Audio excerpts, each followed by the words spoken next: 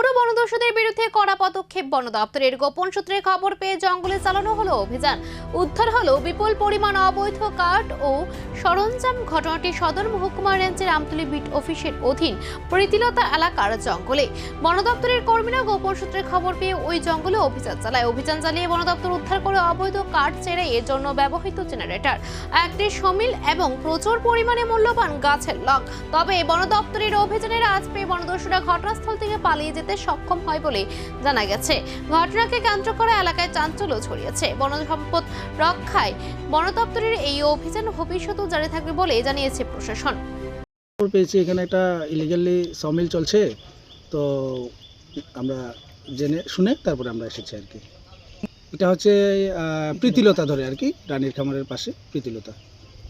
এখানে এটা illegally sawmill, generator, সন timber আর কিছু রাউন্ড টিম্বার। যে মালগুলা কত টাকার অনুমানিক হইব? আনুমানিক প্রায় 2.5 থেকে 3 লাখ টাকার মাল হবে। নাম পাওয়া গেছে না, যারা ছিল 1-2 জন ওরা ভাগছে, তারপরে আমরা ইনভেস্টিগেশন করে জানতে পারবো কারা আছে। হ্যাঁ, তদন্ত সাপেক্ষ তাদের বিরুদ্ধে আইনানুগ ব্যবস্থা নেওয়া হবে আমাদের। এই জায়গাটার নাম হচ্ছে প্রীতিলতা।